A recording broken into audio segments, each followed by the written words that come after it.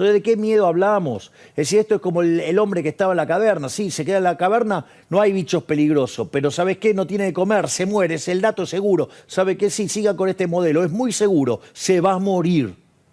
Es decir, el modelo de Massa, el modelo de la casta lo va a matar. ¿Sabe qué? Digamos, al menos por dominancia estocástica es mejor el mío, porque si tiene incertidumbre, por lo menos digo, la chance que tiene de que salga bien, digamos, ya con eso solo con eso es mejor. Porque usted sale de la caverna y sí, puede haber bicho peligroso, pero por lo menos tiene una chance de vivir. Adentro de la caverna se muere. Entonces, ¿qué es el modelo del que te vas a morir o el que tenés una posibilidad de salvarte? Bueno, para usted, ¿qué está en juego en esta elección? Esto es, te diría, la elección más importante de los últimos 100 años. Es la posibilidad entre elegir la continuidad del modelo decadente que ha hecho que Argentina, de ser el país más rico del mundo, hoy esté debajo de la mitad de la tabla. Un país que tiene más de 40% de pobres, 10% de indigentes, una tasa de inflación que en la punta viene viajando al 300% y que está a las puertas de la peor crisis de su historia.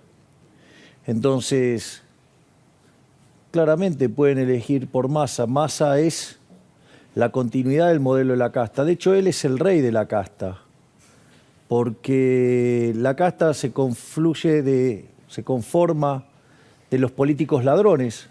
¿Qué más ladrones que el kirchnerismo? Los tiene todo en las listas. Que los escondan los actos no quiere decir que no estén. La casta se conforma de empresarios prebendarios. Él se junta con todos. De hecho, en algunos negocios es socio de ellos. No solo eso, también se constituye de aquellos sindicalistas que entregan a los trabajadores. Están con él. Obviamente que también, digamos, tiene vínculos con los medios. Y naturalmente también tiene el séquito de profesionales que terminan de cerrar este círculo de los que se privilegian y que los que se benefician con este modelo que empobrece a los argentinos de bien. Del otro lado está el cambio. Es decir, nosotros somos la expresión del cambio. Somos los que queremos terminar con el modelo de la casta, somos los que queremos volver a abrazar las ideas de la libertad.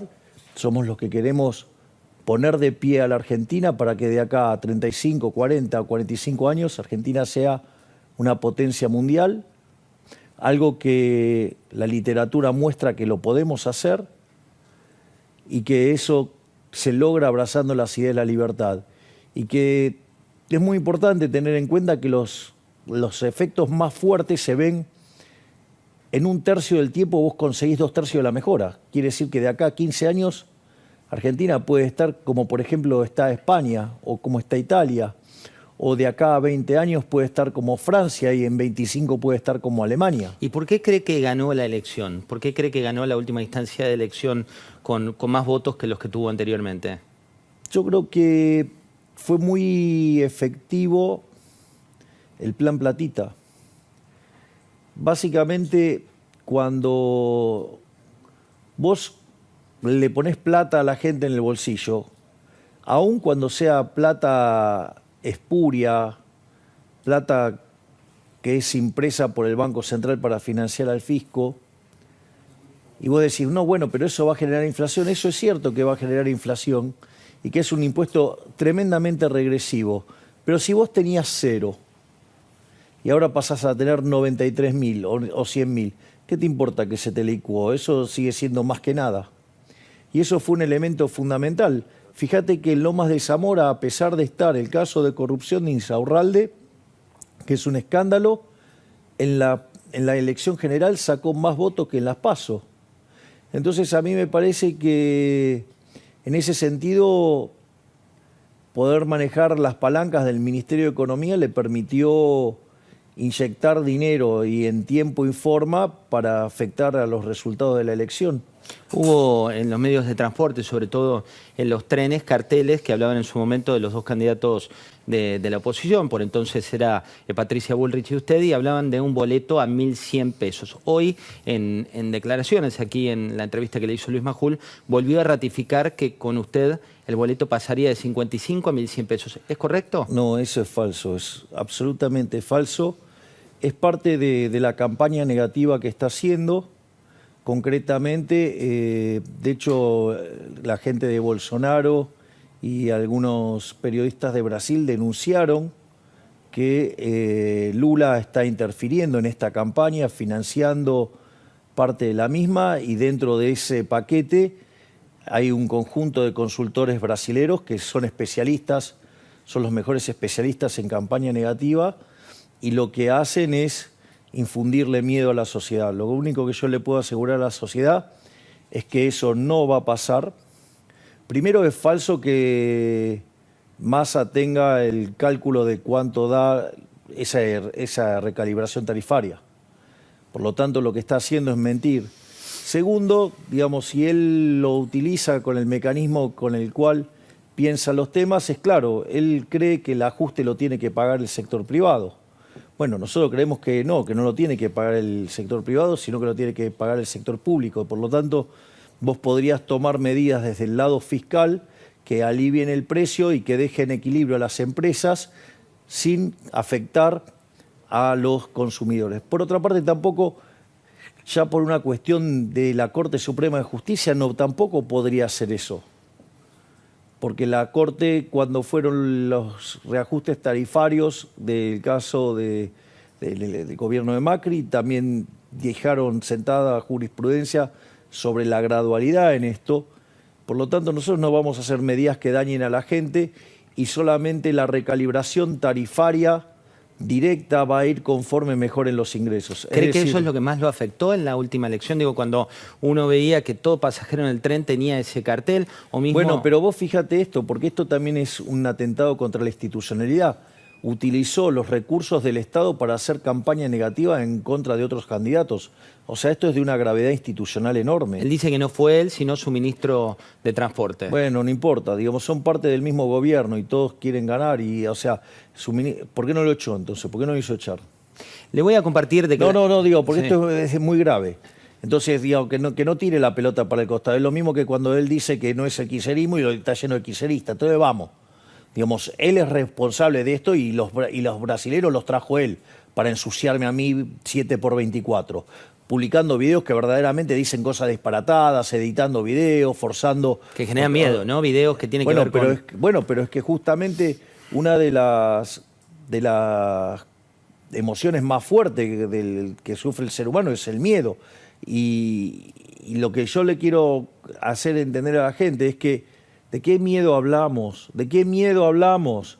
Es decir, este modelo de ser el mejor país del mundo nos tiene debajo de la mitad de la tabla. ¿De qué miedo hablamos si la inflación es del 300% y vamos camino a una hiperinflación? ¿De qué miedo hablamos si tenemos más de 40% de pobres, si tenemos más de 10% de indigentes? ¿A dónde cree que, digamos, si nos está llevando a una hiperinflación y que va a ser la peor crisis de la historia argentina? Entonces, ¿de qué miedo hablamos? Es decir, esto es como el hombre que estaba en la caverna. Sí, se queda en la caverna, no hay bichos peligrosos, pero ¿sabes qué? No tiene de comer, se muere, es el dato seguro. ¿Sabe qué? Sí, siga con este modelo, es muy seguro, se va a morir. Es decir, el modelo de Massa, el modelo de la casta lo va a matar. ¿Sabe qué? Digamos, al menos por dominancia estocástica es mejor el mío, porque si tiene incertidumbre, por lo menos, digo, la chance que tiene de que salga bien, digamos, ya con eso solo con eso es mejor. Porque usted sale de la caverna y sí, puede haber bicho peligroso, pero por lo menos tiene una chance de vivir. Adentro de la caverna se muere. Entonces, ¿qué es el modelo del que te vas a morir o el que tenés una posibilidad de salvarte? Quiero compartir con usted declaraciones de hace minutos del ministro de Economía en modo candidato. Mire lo que decía Sergio Massa. Sí. Bajándola de 7,4 a 4,9 y después vino la sequía. Habla de la sequía como la principal culpable del tema de la inflación. Guillermo, eso es falso. ¿Es falso? Eso es falso. Yo, sinceramente, lamento que tengamos un ministro de Economía que no sabe economía. Y se nota demasiado. Porque, a ver, lo voy a explicar con un ejemplo tonto para que vea cómo miente el ministro de Economía. El superministro, que el superministro de la inflación, de la superinflación. Vamos así. Suponete que vos tenés dos bienes, A y B. Y por algún motivo se contrae la oferta de A, por lo tanto, dada la demanda de A, el precio de A se tiene que ir a las nubes. Entonces, la realidad es que si tu demanda es tan inelástica, que es un garrote y que no va a bajar de ninguna manera, tu gasto en A va a subir en línea con todo lo que subió el precio. Ahora, si vos estás gastando tanto más en A, ¿qué te pasa en B? Tenés que gastar menos. Totalmente. Por lo tanto, cae el precio de B. Es decir, y la única forma en que eso no es inflacionario es si no emitís. Ahora, si vos convalidás monetariamente, haces que el precio de B no caiga y que el de A suba mucho más. Entonces, el problema tiene que ver con la convalidación monetaria. Y el problema de la convalidación monetaria tiene 3 dimensiones. Porque hay un problema de la convalidación monetaria pasada. Todo lo que emitiste para financiar el déficit fiscal. Que cuando nosotros decíamos, dejen de emitir porque van a causar inflación, salían, digamos... Decían que la emisión monetaria no generaba inflación. salía un impresentable como Álvarez Agis, diciendo que emitir bajaba la inflación. Lo está en una nota en página 12, Digo, mofándose de la premisa monetarista y la naturaleza monetaria de la inflación. Ahora, digo, que está escondido abajo de la tierra, porque, digo, que venga a hablar de eso. Entonces, son tan deshonestos intelectualmente que no reconocen que la política monetaria tiene un rezago que oscila entre 18 y 24 meses. Vos emitís hoy, ¿me comprendés? O sea, vos empezás a alcoholizarte en este momento. El efecto no es instantáneo, digamos, va a ser dentro de media hora, una hora, ¿me comprendés? Lo explica Friedman con el mismo ejemplo. Dice, lo primero, los efectos buenos vienen primero, después te tenés que comer la resaca. En especial cuando tenés que estabilizar. Bueno, esto es lo que... Entonces vos tenés todo un montón de emisión monetaria pasada. Tenés un montón de emisión monetaria presente. Con el déficit fiscal que está haciendo, que lo está llevando a las nubes, sí, porque está metiendo 2 puntos de déficit fiscal con el plan platita. O sea, está metiendo más emisión monetaria. Y como si fuera poco, vos tenés el problema de la emisión monetaria futura, que son las LELIQs. O sea, y eso son muy importantes en términos de expectativa de emisión monetaria futura y, por ende, de inflación futura.